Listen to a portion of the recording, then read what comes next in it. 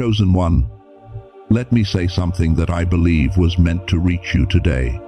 The restlessness you have been carrying, the discomfort that lives somewhere behind your ribs, the persistent sense that where you are standing no longer fits, is not anxiety. It is not ingratitude. It is not a sign that something is broken in you. It is a message. And the message has one word: move. God does not keep his chosen ones comfortable in places that have already finished their purpose. He engineers displacement.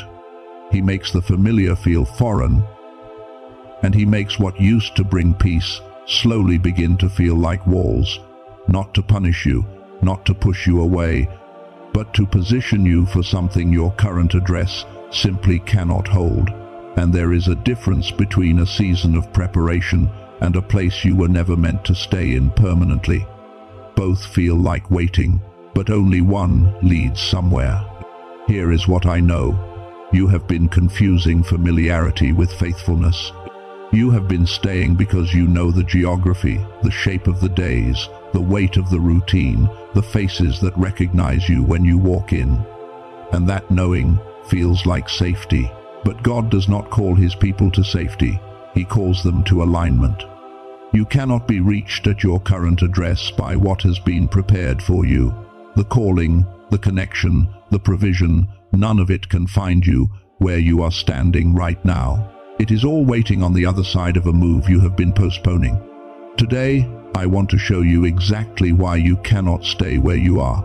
Not to frighten you, not to rush you, but to give you what the fear has been blocking all this time. The truth that finally sets you free. Before I go any further, I need to ask you to stay with me through this entire message, because by the time we reach the end, I have 3 things waiting for you that will change how you see all of this. You are going to understand exactly how to recognize when God is engineering your displacement rather than abandoning you. You are going to understand why the move itself, not what comes after the move, is where your real transformation lives. And you are going to walk away with a specific framework for taking the first step, even when you cannot yet see where the path leads. That is what I have for you. So, stay. Now, let me start with something that might surprise you. The place you are in has already been speaking, not loudly, not in one dramatic moment. Quietly, consistently, in a language that has been growing harder and harder to argue with. And I want to name that language right now because I think you have been hearing it for a while. You just have not been fully ready to receive it. The first thing you may have noticed is the peace. There was a time, early in this season, this relationship, this role, this chapter of your life, when something settled in your chest that said, "This is right, this is where I belong." But somewhere over time, that peace stopped arriving. You still do all the same things. You still show up. You still try. But the quality of rightness that used to be there, that sense of being exactly where you should be, has been quietly absent for longer than you have wanted to acknowledge. The second thing is the growth. There was a period when this place stretched you, when being here made you into someone a little larger than who you were before. But you have plateaued. The growth that used to happen here simply is not happening anymore.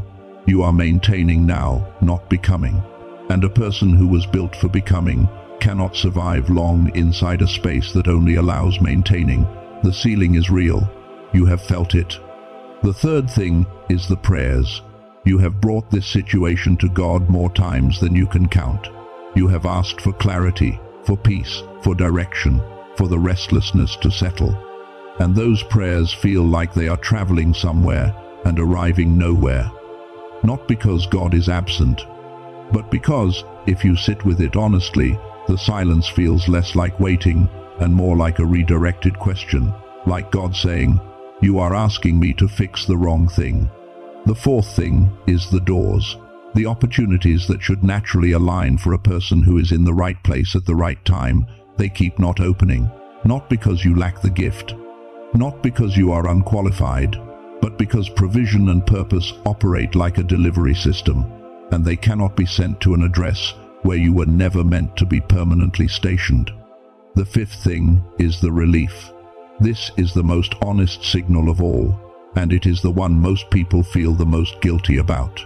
When you allow yourself, just for a moment, in a quiet space, to imagine leaving, to imagine what it would actually feel like to close this chapter and step into something new, there is a flash of something, relief. And then, the guilt arrives almost immediately. You tell yourself you are ungrateful. You tell yourself you are not trusting the process. You tell yourself good people do not feel that way. But the relief came first. And the relief was not a moral failure. It was recognition. When all of these things are present at the same time, the missing piece, the plateaued growth, the prayers that bounce, the doors that stay closed, the relief at the thought of leaving this is not a crisis. It is a communication. God has been speaking, and the language he has been using is the language of your own life. I want you to think about something for a moment.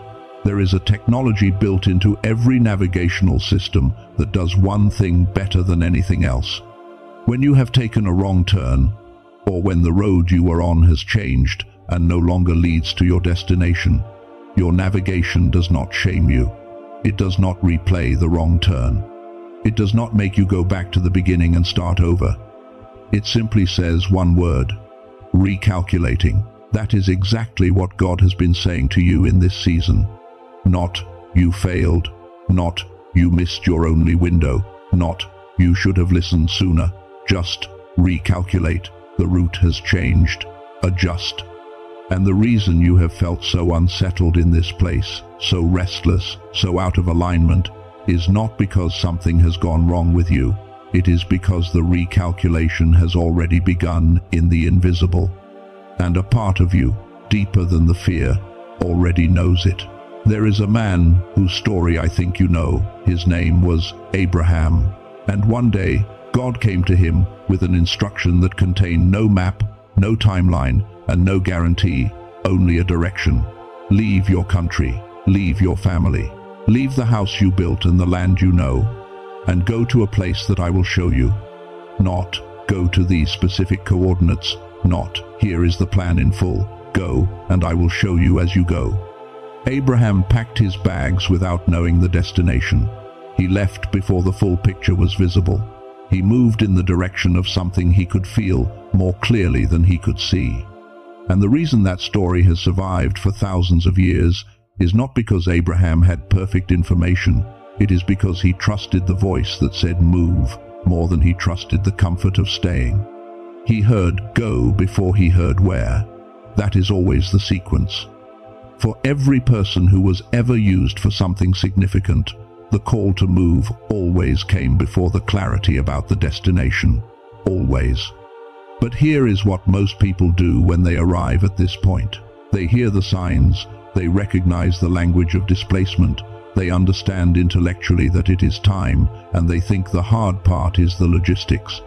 They think, if I just knew where I was going, I could do this. If I just had the destination, the first step would be easy. But the destination is not the deepest issue, not even close. There is something underneath all of this that is far more important, far more transforming, and far more personally specific to you than any destination could be. And it is what I want to take you into right now, because here is the part that most people miss. The discomfort you have been feeling, the restlessness, the friction, the way this place feels slightly more suffocating with each passing season is not a spiritual malfunction. It is not a sign that your faith is weak. It is not evidence that God has stepped back. It is divine engineering. Think for a moment about what happens to a seed buried in the ground. That seed does not voluntarily choose to break open. The breaking is caused by pressure, by the weight of the soil above it, by heat and moisture, and the precise conditions that force the outer shell to crack. And that cracking is not damage, it is the mechanism. Without the pressure, the seed never opens. Without the opening, there is no tree. The pressure did not destroy the seed. The pressure was always the next step in the seed's becoming. God engineers pressure in places that have finished their purpose in your life. And the pressure is not a signal that you are being punished. It is a signal that the shell of your old season is being broken open so that what has been forming inside you can finally come through. This is also what happens in the moments before birth. Contractions are not a sign that something has gone wrong. They are not the body failing. They are the mechanism. Labor pain is not the enemy of new life, it is the process through which new life arrives. And the discomfort you are feeling in this season is not God withdrawing from you. It is God contracting around you, pressing you forward, making staying increasingly impossible for someone who was designed to move. But here is something I want to say carefully, because it explains something that has been confusing a great many people, including people who are deeply faithful and genuinely trying. The human brain, the physical organ, is neurologically wired to associate the familiar with safety. It does not assess whether the familiar is actually good for you. It does not evaluate whether staying is actually the wise thing. It simply registers, I know this. I have survived this before. This is not the unknown. And so the brain says, stay, be careful. The unknown is danger. Every time the clarity arises that it is time to go, every time the internal signal says move, your nervous system activates a response that you have learned over a lifetime to call wisdom. You call it patience, you call it counting the cost, but much of the time, it is simply the brain running its oldest and most well-practiced program. Avoid the unfamiliar. And here is what is remarkable about this. Children do not yet have that program running at full strength. Before the accumulation of fear, before social conditioning, before years of learning to stay safe, somewhere around the age of 7, according to research from institutions like MIT, Harvard, Stanford, and Princeton, children's brains operate at a higher frequency. Scientists call it the gamma brainwave.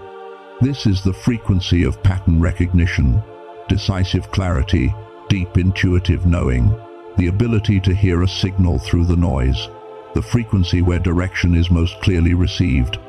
The problem is not that you lack faith. The problem is not spiritual immaturity.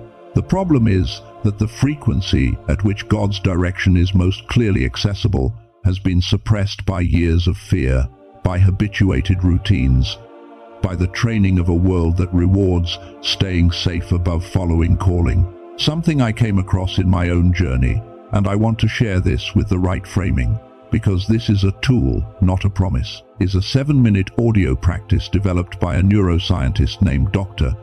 Robert Lake, whose research spans 34 years and whose findings have been published in partnership with institutions including Princeton, Stanford, and Columbia. The practice is called the Genius Song.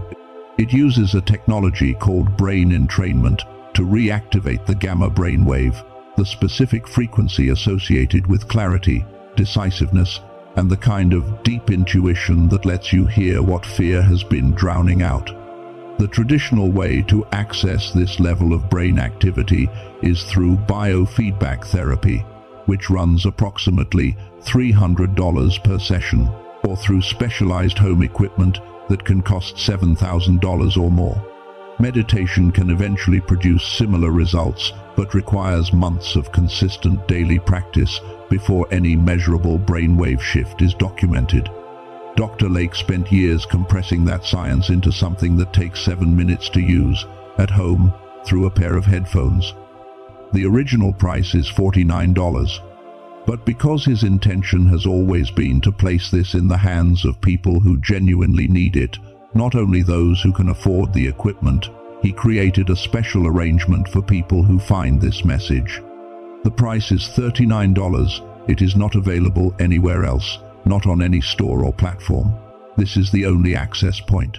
With it, you receive 4 bonuses at no additional cost. The first is Genius Child, an audio track designed to help children activate focus and clarity.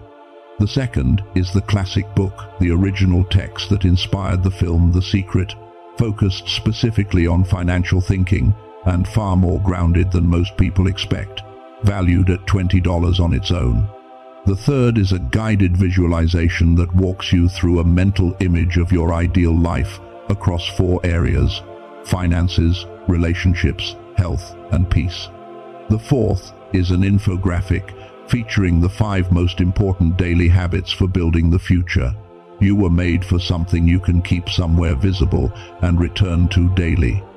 All of this comes with a complete and unconditional money-back guarantee. No time limit, no conditions. If you feel no difference, you receive every dollar back.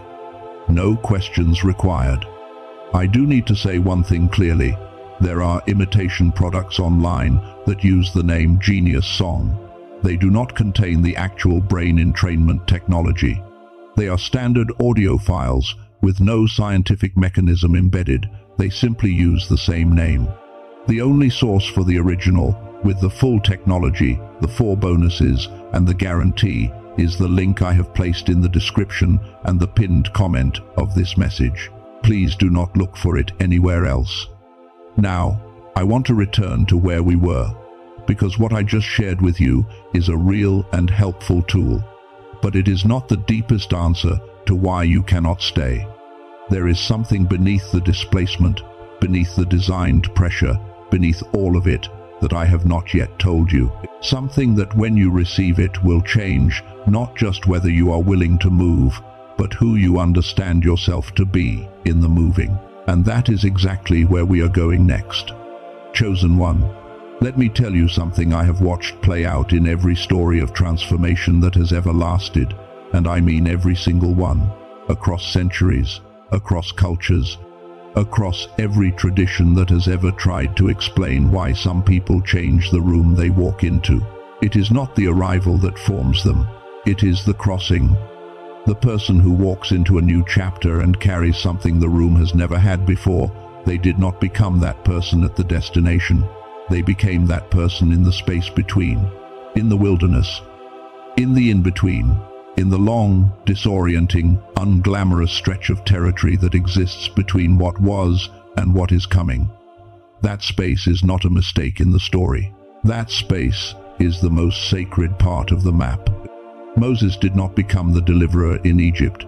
He was raised in the palace of Pharaoh, surrounded by wealth, access, power, every resource a person could want. And he walked away from all of it. He spent 40 years in the wilderness of Midian, tending sheep, unknown, invisible, seemingly going nowhere, seemingly being no one. And it was there in that long desert, between the life he left and the assignment waiting for him, that the man who would part a sea was being formed. Not in the palace, not even at the burning bush. In the wilderness of in-between. In the years that looked like nothing. Abraham did not become the father of nations while he was still in Ur. The promise was not activated by staying, it was activated by the act of going, by the departure itself, by the willingness to release what was familiar in exchange for a direction he could sense more clearly than he could see. The identity that would carry through generations was forged not in the comfort of his homeland, it was forged in the walking away from it. And then there is the image that captures it most simply, the one that requires no theology and no tradition to understand. A seed buried in the ground does not become a tree in the soil where it first lands. It must be pressed, it must be opened. It must release everything it was holding as a seed in order to become what it was always meant to be. And that, breaking open that moment of releasing the outer shell that is not the destruction of the seed, that is the seed's deepest purpose finally being activated. The tree was always inside it. The pressure was always the next necessary step. You are not leaving your life behind, chosen one. You are releasing the shell of a season that has finished its work in you. And what has been forming inside you, the calling, the gift, the assignment that can only open in new ground. It was never designed to bloom in the place where it was buried. Now I want to be honest with you about something, because I think this is the piece that has actually been keeping you in place, more than the fear of the unknown, more than the uncertainty about the destination. The reason you have not moved yet is not fully about what is ahead. Part of it, yes, but underneath the fear of the unknown, there is something deeper. There is grief, specific grief, not for the place itself, but for the person you became inside it. Because you did not just build a life here, you built an identity, a role, a story about who you are in relation to this environment, these relationships, this routine, this version of your days. And when you imagine leaving, something in you knows that you would be leaving that version of yourself behind too. The version who is recognized here. The version who has a familiar, legible story. The version who fits the shape of this season. And losing that version of yourself feels like losing yourself entirely. That grief is real. I am not asking you to skip past it. It deserves to be honored. But here is the truth that changes everything. That identity was never the real you. It was scaffolding. It was the structure built to hold you steady while something far deeper was forming underneath. And scaffolding is designed to come down, not because it failed, but because the building beneath it is finally ready to stand without it. When scaffolding comes down, that is not demolition, that is completion. The person you are being called into is not a stranger. It is not someone you have to manufacture from scratch. It is the version of you that has been waiting underneath the accumulated layers of role and routine and approval, the one who existed before the scaffolding went up, and who has been quietly there this entire time, waiting for the weight of the old structure to be lifted. Here is what I want you to do with this, wherever you are right now. You do not need to stand up. You do not need anything in your hands. Just for a moment, in the space of your own mind, let yourself hold the image of the scaffolding, the role, the story, the identity built inside this season. Hold it gently, not gripping it, just acknowledging it, acknowledging that it served a purpose, that it was not wasted, and that it is ready to come down now with gratitude rather than grief. If you want to name what you are releasing, even one word, one phrase, dropped quietly in the comments below, that act of naming is more powerful than it seems. Because naming something is the beginning of releasing it, and releasing it is the beginning of the next thing. But I have not yet told you the deepest truth. I have been building toward it the entire time, and I want you to be ready to receive it. Because what I am about to say will recontextualize every single thing I have said so far. It will make all of it, the signs, the pressure, the formation in the wilderness, make complete and sudden sense. Here it is, and I want to say it slowly. You are not a stationed person. You are a sent one. Stay with that for a moment. Because the difference between those two things is not a small theological distinction. It is the entire architecture of how your life is supposed to be structured. Stationed people derive their identity from permanence, from the place, from the position, from the recognition that comes from being known where they are. And there is nothing wrong with that. In the right season, God stations his people sometimes, and that stationing is sacred. But stationed people read displacement as failure. They read the unraveling of a comfortable season as a sign that something has gone terribly wrong. They reach for the familiar because the familiar is where their sense of self lives. Sent people understand something entirely different. They understand that their identity is not located in a place. It is located in a direction, in an assignment, in the specific kind of calling that cannot be activated from a fixed position because the calling itself requires movement to fulfill. And when sent people experience displacement, they do not read it as abandonment. Eventually, they learn to read it as preparation. You were not built to be stationed. You were built to be sent. And here is why that makes everything make sense. The signs that the place has been speaking, the peace that stopped arriving, the doors that stayed closed, the prayers that felt like they were going nowhere. Those were God protecting a sent person from permanently accepting an address that was only ever meant to be temporary. A sent person cannot be delivered to their assignment if they refuse to leave the last one. The discomfort that felt like punishment, the restlessness that would not be prayed away, the friction that increased with every passing season, that was God activating the sent impulse in a person who had been living like a stationed one. Sent people experience divine pressure in finished seasons because their design requires motion. The pressure did not mean God was displeased with you, it meant God was preparing you to move. And the formation that happens in the crossing, the person you become in the wilderness, in the in-between, in the territory between what was and what is coming, that is the sent person receiving their full equipment mid-mission. Because sent people are not completely equipped before they go.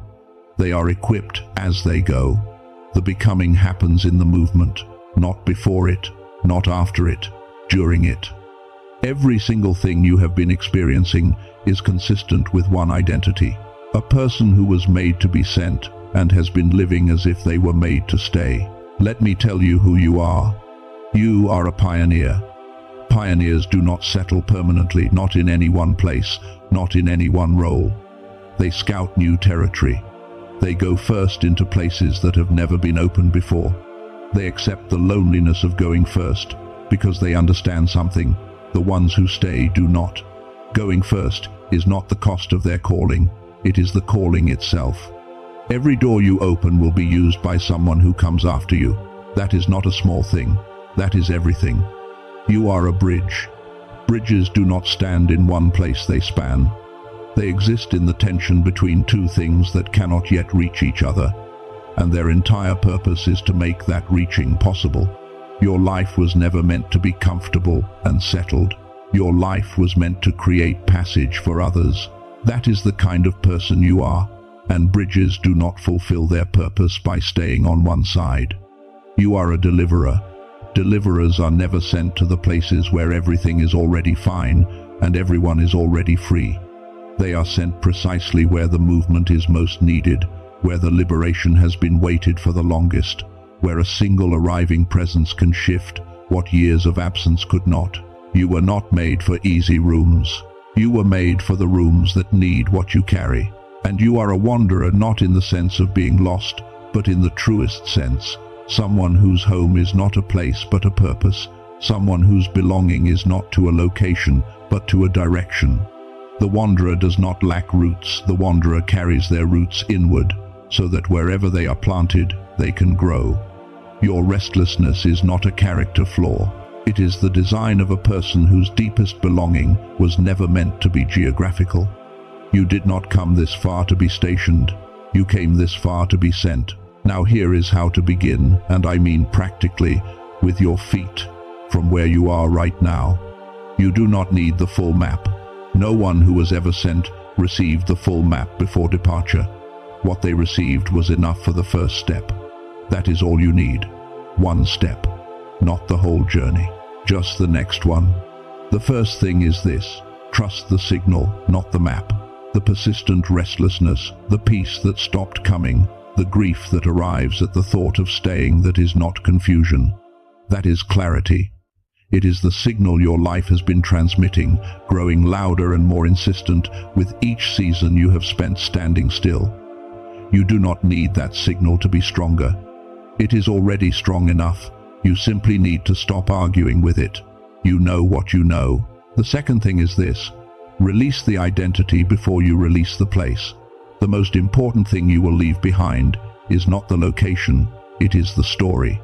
The narrative that says, this is who I am, and I know who I am because of where I am.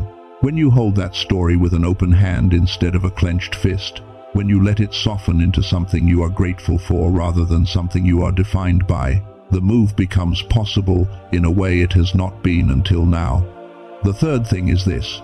Move in the direction of expansion. When you hold the available paths in front of you, not all of them, just the ones visible from where you are standing, one of them will feel like staying small, and one of them will feel like becoming more.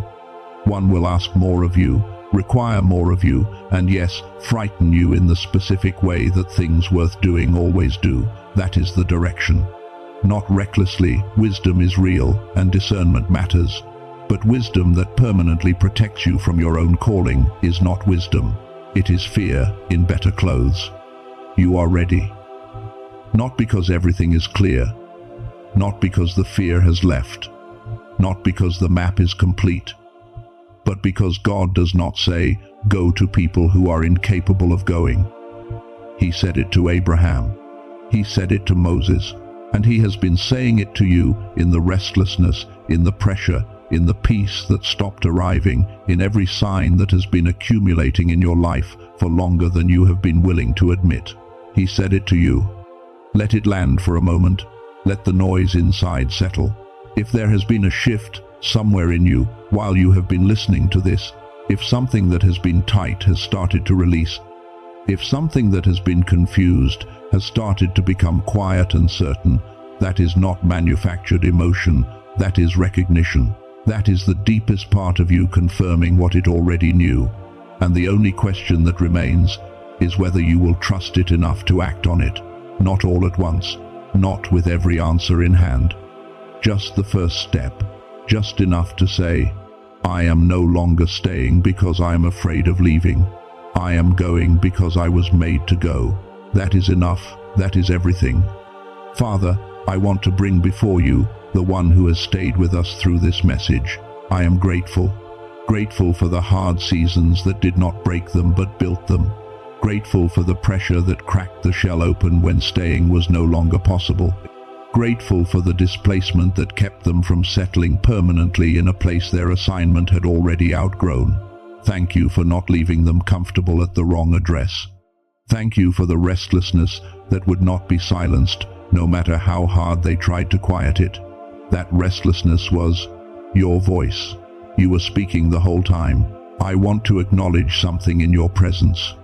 You saw every day they stood in a place that had already finished its work, trying to be faithful, trying to be patient, trying to tell themselves that staying and trusting were the same thing. You saw the exhaustion, you saw the grief, you saw the prayers that felt like they traveled nowhere, and you received every one of them. None of them were wasted, none of them were lost. And now we release. We release the story that staying is always the same as faithfulness. We release the identity built inside a season that is now complete.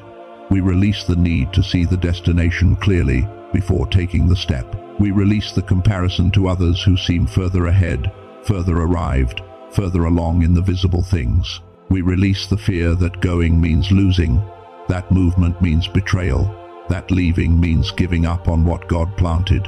We release the old address. We release the scaffolding of who we became in a place we were never meant to stay in forever.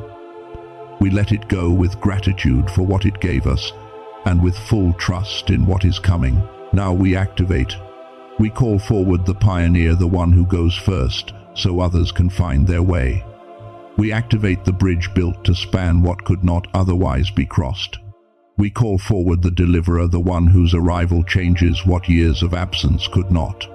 We activate the wanderer, the one whose home lives within them, and who grows wherever they are planted in new ground.